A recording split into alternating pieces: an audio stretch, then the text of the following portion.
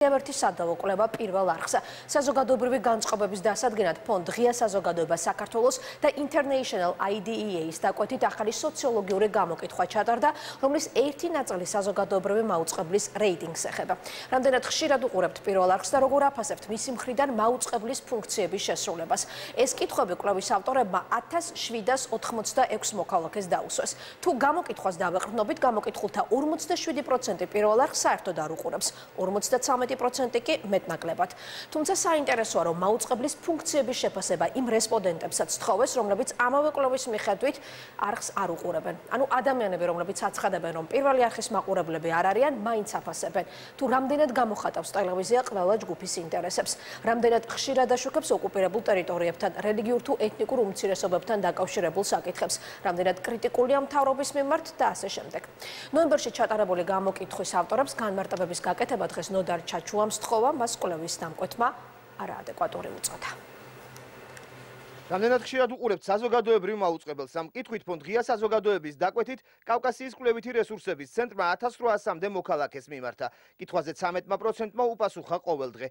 11% კვლევის მიხედვით საქართველოს პირველ არხს კვირაში რამდენჯერმე უყურებს, 5% თვეში რამდენჯერმე, უფრო იშვიათად 24%, ხოლო პირველ არხს არასოდეს უყურებს გამოკითხულთა 47%. ამავე 47%-ს, რომელსაც კვლევის მიხედვით საქართველოს პირველ არხზე არასოდეს გადაურთავს, კვლევარმა ორგანიზაციამ დამატებითი კითხვები დაუსვა. მაგალითად, როგორ აფასებს საქართველოს პირველი არხის მხრიდან ოკუპირებულ ტერიტორიებთან დაკავშირებული საკითხების გაშუქებას. ან უთმობს თუ არა საეთერო დროს მაუწყებელი საქართველოში მცხოვრებ ეთნიკურ, სექსუალურ და რელიგიურ უმცირესობებს და პოლიტიკურ ოპოზიციას. ეს არის ნედლი მონაცემები. ნედლი მონაცემები ნიშნავს იმას, რომ ეხლა ხან დასრულდა მონაცემთა დამუშავება და ეს არის ყველა რესპონდენტის მთლიანი გაერთიანებული ჯამური მონაცემები, რომელშიც ჯერჯერობით არ არის ჩაშლილი სხვადასხვა ქვეჯგუფები, არა მხოლოდ დაუშვათ საზოგადოებრივი მაუწყებლის ყურების მხრივ. შემდეგში უკვე მონაცემთა ანალიზის დროს ჩაიშლება და დაახლოებით მაისისთვის იქნება საბოლოო შემაჯამებელი ანგარიშის 47%, რომელიც ამბობს, რომ არ უყურებს. და შემდეგ უკვე ჩაშლილი არის, გარკვეულწილად ჩაშლილია ეფექტურობასთან დაკავშირებით სხვადასხვა ტიპის კითხვები. შაშლაში გულისხმობს. აი, მაგალითისთვის, ანუ კითხვა იმასთან დაკავშირებით უთმობს თუ არა საეთერო დროის ნაწილს საქართველოში ცხოვრებ ეთნიკურ უმცირესობებს. მაგალითისთვის დაესვა იმ 47%-საც, რომელიც არ უყურებს. დიახ. თუ არ უყურებს ადამიანი. ანუ 47% არ უყურებს. მაშინ რა იცის მან, რა დროს უთმობს ვის საზოგადოებრივი მაუწყებელი და როგორ არის საეთერო ბადე გადანაწილებული? კი ბატონო, კარგი კითხვაა. ჩვენი აზრით ამ მონაცემების გამორიცხვა კვლევიდან არ იქნებოდა სწორი, იმიტომ რომ მოქალაქეებს შეიძლება ჰქონდეთ წარმოდგენა გარკვეულ მაუწყებლებზე. კვლევა რომ დაუსრულებელია და გამოქვეყნებული შედეგები გადამუშავებას საჭიროებს, ოფიციალურ პრეზენტაციაზე კვლევის ავტორებს არ უთქვამთ. პრეზენტაციაზე შემთხვევით აღმოვაჩინეთ, რომ კვლევაში საუბარი მედიის, კონკრეტულად კი საზოგადოებრივ მაუწყებელსაც ეხებოდა. კვლევის შედეგების ის ნაწილი, სადაც პირველ არხთან დაკავშირებით არის საუბარი, დღეს დილით ელექტრონულ პოსტაზე გადმოგზავნილ პრეზენტაციაში არ აღმოჩნდა. კვლევის დამატებითი ნაწილი ორგანიზაციამ მას შემდეგ გაასაჯაროვა, როცა ფონდის ხელმძღვანელს კვლევის არასრული ვერსიის მიწოდების მიზეზის შესახებ უკითხეთ. წინასწარ ვინ არიგებს კვლევის შედეგებს? მოგვეცით, ხალბატონო ქეთი, ჯანდაცვასთან დაკავშირებით მოგვეცით, განათლებასთან დაკავშირებით მოგვეცით, რელიგიასთან დაკავშირებით მოგვეცით, კორუფციასთან დაკავშირებით მოგვეცით, მედიასთან დაკავშირებით, სადაც დიდი ნაწილი საზოგადოებრივ მაუწყებელსაც ეხებოდა, არ მოგვეცით. მხოლოდ მას შემდეგ მოხდა ეს ყველაფერი, რაც მოვითხოვეთ კატეგორიულად, რომ გვაინტერესებდა აღნიშნული კვლევის შედეგები. გააქვთ ამ კითხვაზე პასუხი თუ არ გაქვთ? არა, ეხლა მოდით ესე ვთქვათ. სრულიად გაუგებარია ჩემთვის ესეთი აღშფოთება და აღტკინება, რომელსაც დღეს გამოხატავს აქ საზოგადოებრივი მაუწყებელი. ჩვენ წინასწარ განვაცხადეთ, რომ იქნებოდა სხვადასხვა თემა, რომელიც იქნებოდა მედია, განათლება, სოციალური სამართლიანობა, ასე შემდეგ.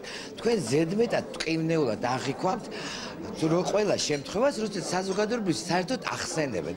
საზოგადოებრივ ჩვენ უბრალოდ ვაიხსენებთ. არის გამოეხმაურო საზოგადოებრივ ინტერესებს მიდიხართ. თქვენ არასწორი მიმართულებით.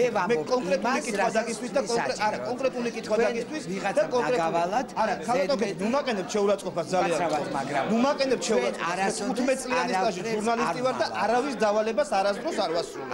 თქვენ თუ გაქვთ იმ მედიასთან ურთიერთობა, ვისაც ავალებენ, ეს მე არ ვიცი. საზოგადოებრივ საზოგადოებრივ მაუწყებელთან დაკავშირებით მეკითხებით. როცა შეირჩა მასალა, არ შეგირჩევიათ უშუალოდ მედიასთან დაკავშირებული.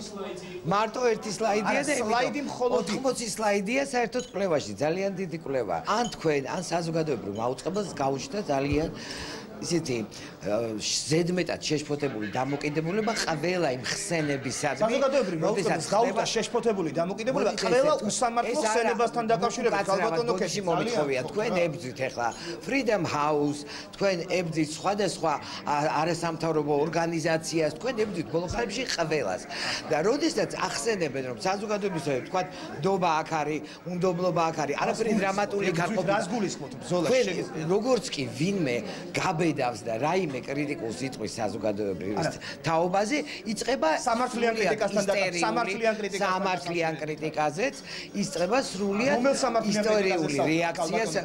ჩვენ ნახეთ ყველამ საზოგადოებრივ მაუწყებელთან თქვენი ფონდის მიერ დაფინანსებული კვლევა და ის არგუმენტები, რომლითაც თქვენ წარდექით შემდეგ უკვე საზოგადოების წინაშე და მოდით ამ თემაზე ნუ გავავაყვილებთ შემდგომში რა დაამონტაჟეს მე არ ვიცი, მე ვიცი ის გადაცემა სადაც მე ვიცი. რატომ დამალეთ საზოგადოებრივ მაუწყებელთან დაკავშირებით? ჩვენ არ ვებრძვით არასამთავრობო ორგანიზაციებს და არ ვებრძვით იმ საერთაშორისო ორგანიზაციებს. ჩვენ ვებრძვით იმ მანკიერ პრაქტიკას, რომელიც დამკვიდრდა, რომ თითქოს იმიტომ რომ გვაქვს გარკვეული ავტორიტეტი, შეგვიძლია ნებისმიერი რამ თქვა.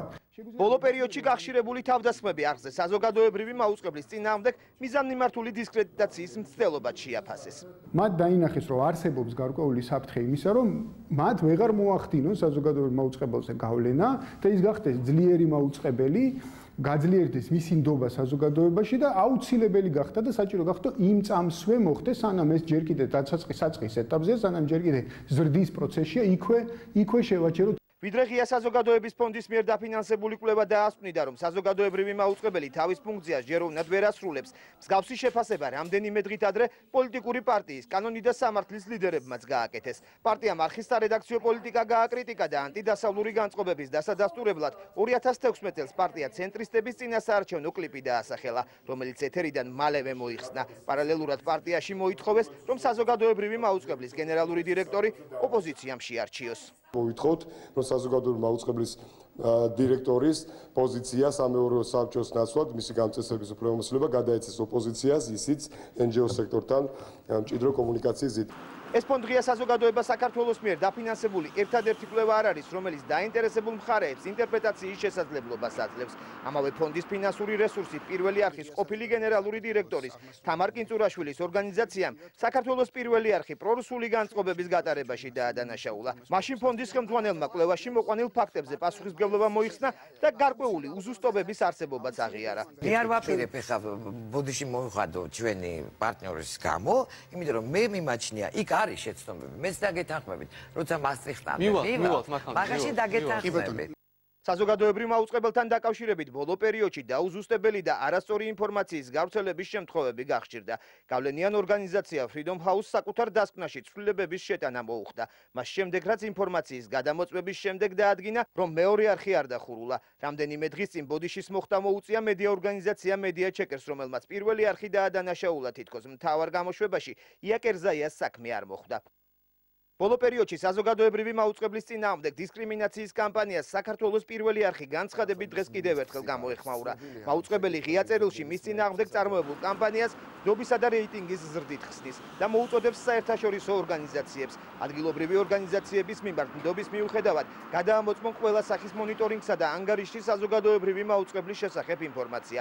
პირველ არხში ფიქრობენ, რომ არსებული ვითარება ფუნდამენტურ ზიანს აყენებს საქართველოში არსებულ ისეთ ინსტიტუციას, რომელსაც შეუძლია მოსახლეობისთვის სანდო დაბალანსებული ინფორმაციის მიწოდება, ასევე საერთაშორისო მედია სტანდარტების დანერგვა და დაცვა.